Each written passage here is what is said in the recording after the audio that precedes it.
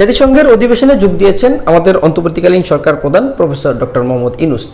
তিনি ইতিমধ্যে বিভিন্ন দেশের সরকার প্রধান এবং যুক্তরাষ্ট্রের প্রেসিডেন্ট জো বাইডেনের সঙ্গে একটি যৌথ বৈঠকে বসেছেন। বৈঠক শেষে আমাদের এই সরকার প্রধানের সঙ্গে যুক্তরাষ্ট্রের প্রেসিডেন্টের একটি দ্বিপাক্ষিক বৈঠক হওয়ার কথা। ইতিমধ্যে হয়তো তারা সেই বৈঠকটিতে বসেছেন। আমরা যতটুকু গণমাধ্যমের বরাত থেকে জেনেছি, বাংলাদেশ সময় রাত 9টায় তারা এই বৈঠকে বসার কথা। ইতিমধ্যে তারা হয়তো সেই বৈঠকে বসেছেন। দ্বিপাক্ষিক বৈঠক বলতে আমরা যেটা বুঝি, একান্ত আলাপ করা বা আলোচনা করা। আমাদের সৌভাগ্য, আমরা একটি রেকর্ড ভাঙতে পেরেছি বা আমাদের সেই সৌভাগ্য হয়েছে।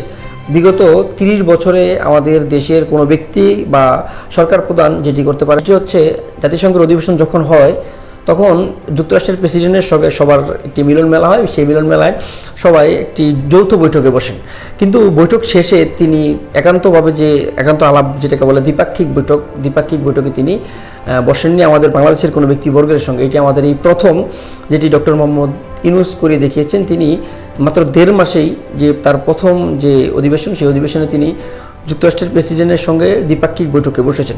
আমরা আশাবাদী তিনি আমাদের নতুন কোনো বার্তা দেবেন। সেই বার্তাতে আমরা হয়তো আমাদের জনকল্যাণে তিনি কোনো ভূমিকা রাখবেন, বা তিনি জো বাইডেনের সঙ্গে বসার পর তিনি হয়তো কোনো আমাদেরকে নতুন একটি বার্তা পৌঁছে দেবেন, যে সেটি হচ্ছে আমাদের সামনের ভবিষ্যতে আমরা খুব ভালোভাবে দেশটাকে পরিচালনা করার লক্ষ্যে। ইতিপূর্বে যত বাংলাদেশ এবং যুক্তরাষ্ট্রের যত প্রেসিডেন্ট ছিলেন, তাদের সঙ্গে এমন কোনো বা 30 বছরে এমন কোনো বৈঠক হয়নি, সেটি আমরা ইতিমধ্যে গণমাধ্যম থেকে জেনেছি। কিন্তু 30 বছরের এই রেকর্ড আমাদের এই সরকার প্রধান ভেঙেছেন।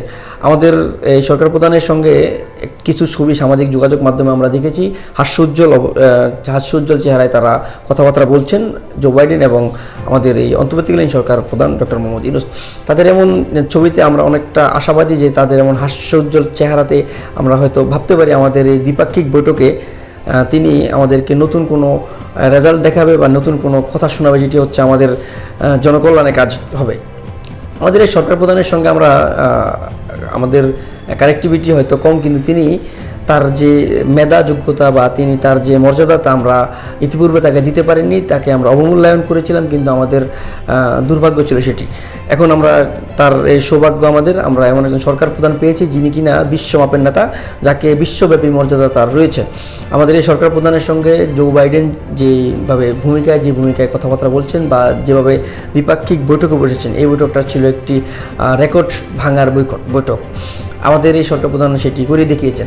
জো বাইডেন সচরাচর যখনই এই দ্বিপাক্ষিক বৈঠকের অর্থাৎ জাতিসংঘের অধিবেশনে যখন তিনি আসেন বা বসেন, আমরা যতটুকু গণমাধ্যম থেকে জেনেছি তিনি প্রায় 1.5 দিন সেখানে নিউ ইয়র্কে তিনি সময় দেন বিভিন্ন দেশের সরকার প্রধানদের সঙ্গে কথা বলার জন্য বা আলাপ আলোচনা করার জন্য। কিন্তু তিনি দ্বিপাক্ষিক বৈঠকে তেমন কোনো মানুষের সঙ্গে বসেন না, বা ইতিপূর্বে যে যুক্তরাষ্ট্রের যত প্রেসিডেন্ট ছিলেন তাদের ক্ষেত্রেও সেম জিনিসটাই হতো। কিন্তু আমাদের এই সরকার প্রধানের সঙ্গে বৈঠকের পর আমরা অনেকটা আশার আলো দেখছি। আমাদের এই সরকার প্রধান আমাদের দেশটাকে সুন্দরভাবে পরিচালনা করবেন বলে আমরা মনে করি।